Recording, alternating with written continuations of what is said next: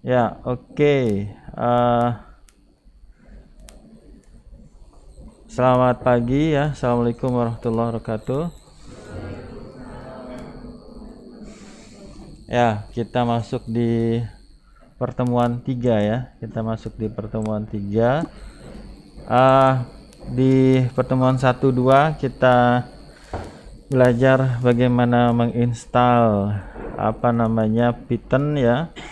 Jadi kalau kemarin saya sudah up di Google Drive ya. Sedikit mengulang materi pertemuan 1-2 ya. Jadi kita kuliahnya adalah logika, algoritma, dan pemrograman.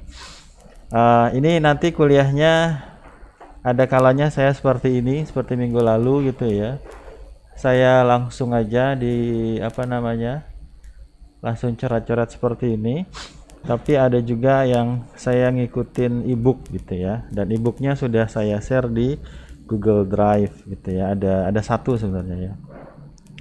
Jadi ini sedikit meresum ya materi pertemuan kemarin. Kita sedang kuliah mata kuliah tentang logika, algoritma, dan pemrograman. Cuma nanti spesifiknya kita gunakan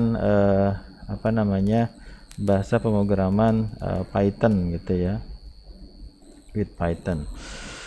Jadi apa itu ya, intinya adalah bagaimana kita dasar-dasar bagaimana membuat sebuah program atau aplikasi gitu ya. Kemudian kemarin kita sampaikan, kita bahas ada beberapa tipe aplikasi.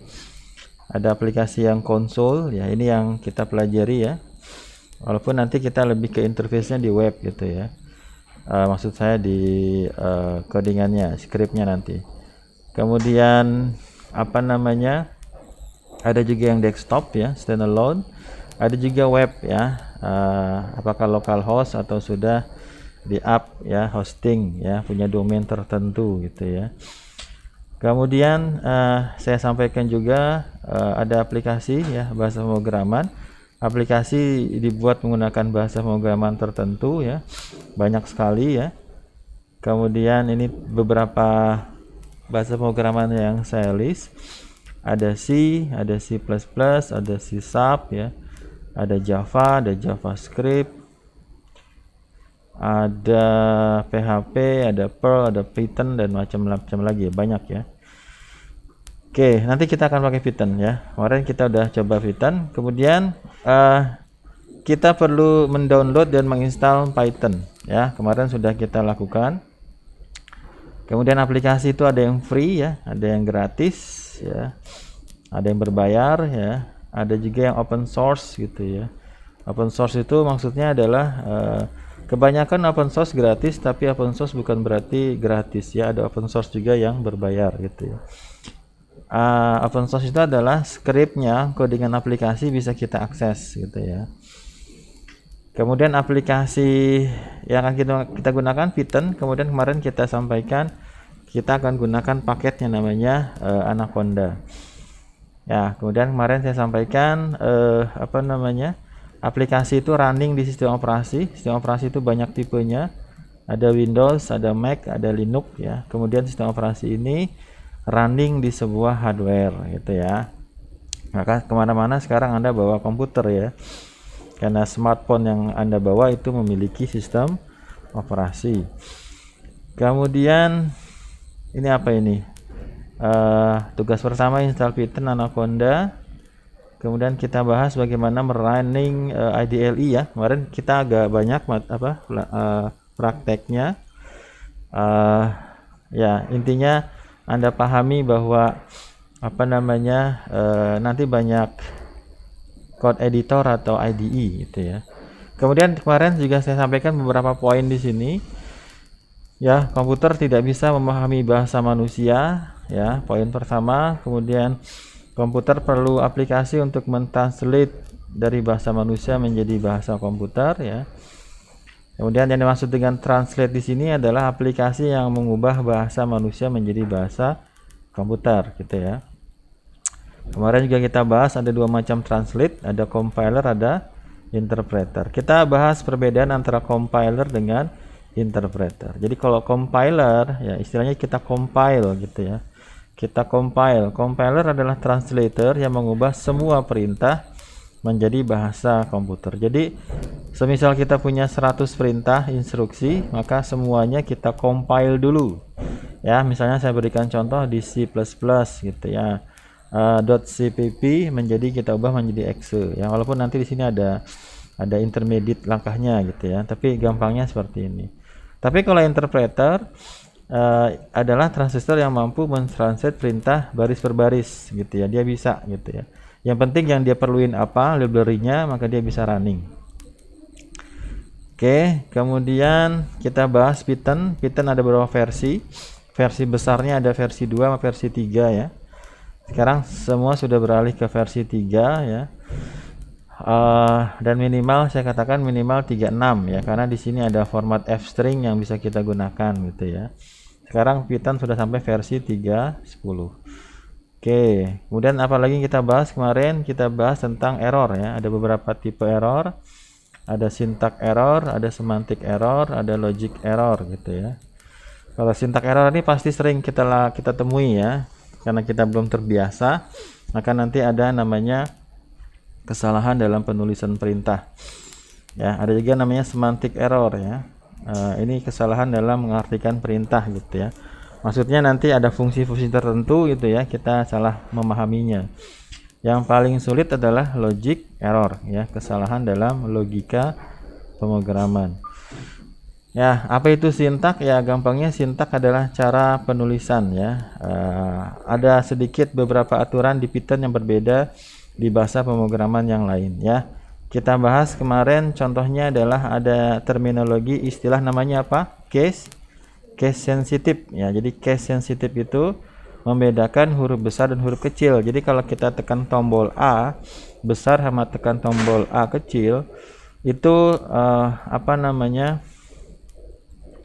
representasi datanya itu berbeda gitu ya. Ada namanya ASCII, ada namanya Unicode ya.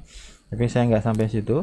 Jadi kalau print seperti ini, P-nya kecil dengan print P-nya besar, itu dua hal yang berbeda ya. Dan print yang huruf besar semua juga berbeda. Ya, tapi nanti kalau di string beda lagi nanti ya. Kemudian kita bisa menyimpan perintah script ya atau codingan dalam sebuah file ya.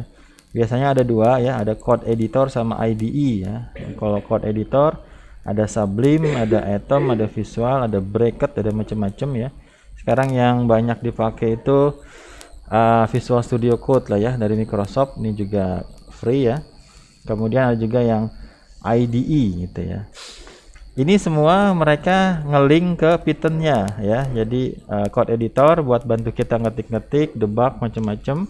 Tapi dia ngelink sama Python-nya ya, yang harus dipahami itu ya. Walaupun pakai IDE, pakai Jupyter Lab, pakai Jupyter Notebook ya, under the hood di bawahnya sebenarnya mereka menjalankan perintahnya menggunakan Python gitu ya. Jadi ini code editor cuma membantu kita menuliskan perintah-perintahnya, atau IDE lebih lebih bagus lagi, lebih sophisticated lah istilahnya ya.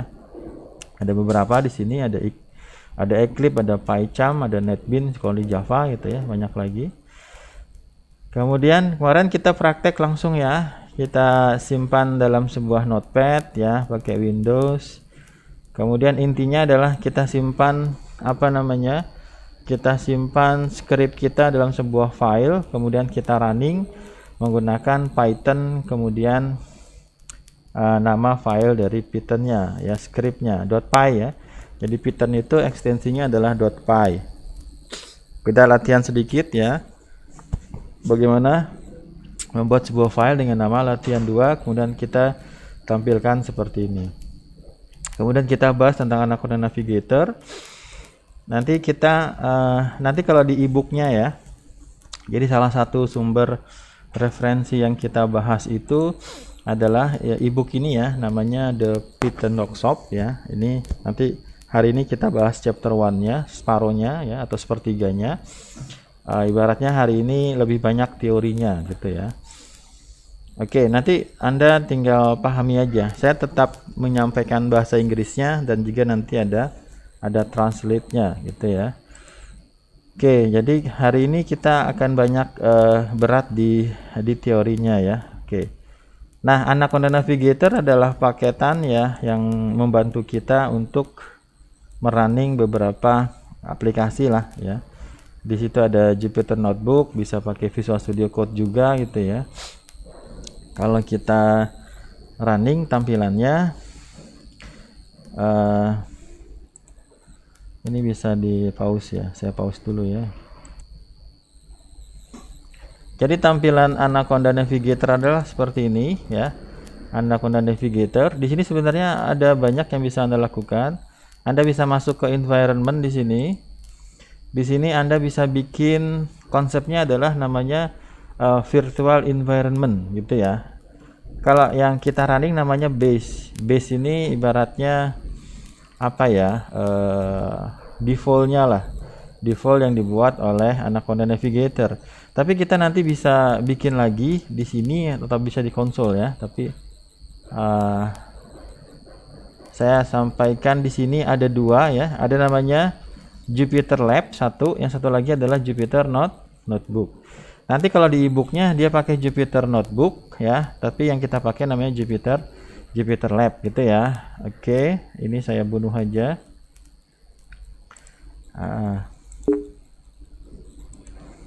Oke, jadi kalau saya ngerunningnya ya sebenarnya sama aja ya. Anda mau klik pakai Windows, kita running Jupyter Lab-nya seperti ini.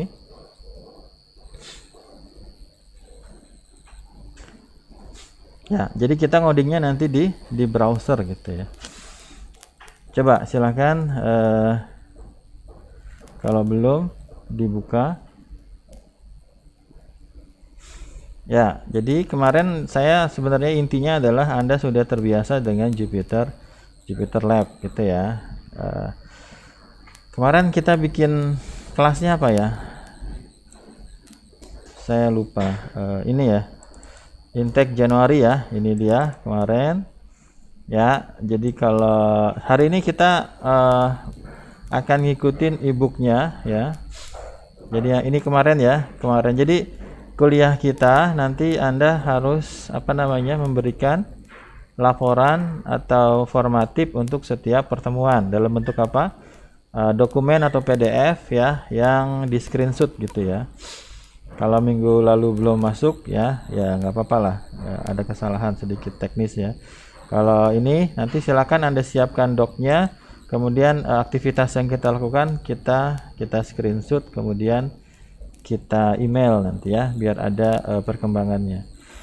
Ya, jadi kadang-kadang kalau saya seperti kemarin ada beberapa poin yang terlewat gitu ya.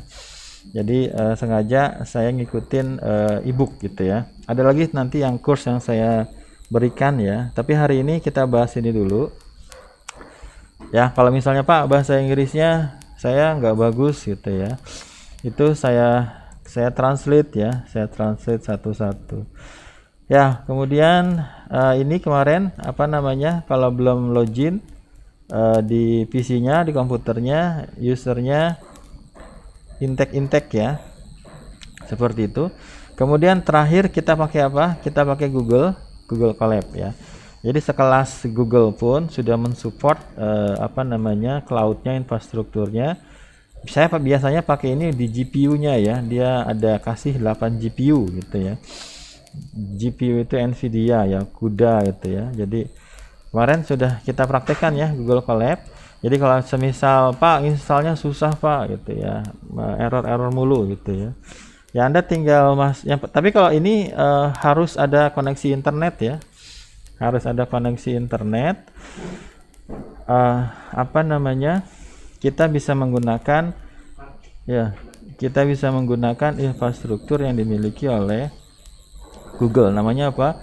Google Colab. Cuma syaratnya nanti Anda harus sign in dulu gitu ya. Anda harus sign in dulu atau Anda login dulu ke Google-nya gitu ya. Kalau enggak dia nggak mau gitu ya. Nah, ini Google Colab. Google Colab ini sama persis seperti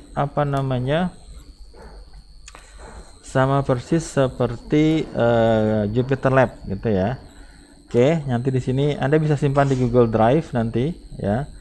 Eh, makanya saya bingung kok sekarang nggak bisa ngerekam itu Google Meet-nya ya. Kita pilih new notebook ya, kita pilih new notebook, dan di sini akan sama persis ya, ngodingnya seperti ngoding di Jupyter Lab ya. Tampilan saya cuma Teams-nya aja berbeda ya, saya pakai yang dark gitu ya. Anda bisa atur yang di sini ya, timnya ya. Kalau mau light ya bisa light gitu ya, kayak gitu ya di sini. Jadi ada dua pilihan, tiga ya, sama Jupyter Notebook ya. Anda bisa menggunakan Jupyter Lab. Kalau Anda pengen menggunakan Jupyter Google Colab juga bisa. Di sini kita menggunakan infrastruktur cloud komputer yang dimiliki oleh Google ya. Jadi sekelas Google juga sudah mensupport katakanlah Python ya. Nah, di sini kalau saya biasanya saya pakai ini, mereka memberikan hardware ya, namanya GPU di sini ya. Kalau laptop saya cuma i3 8 GB. Kalau di sini saya bisa pakai 8 GPU ya. Ibaratnya bisa menggunakan penghitungan yang berat. Tapi kalau kuliah kita nggak sampai sini ya. Ini kalau main di AI lah, machine learning ya. Seperti itu. Gitu ya. Itu resume dari minggu lalu gitu ya. Pertemuan 2, pertemuan 1. Nah, hari ini ya, sebelum ke hari ini saya mau potong dulu ini 16 menit ya.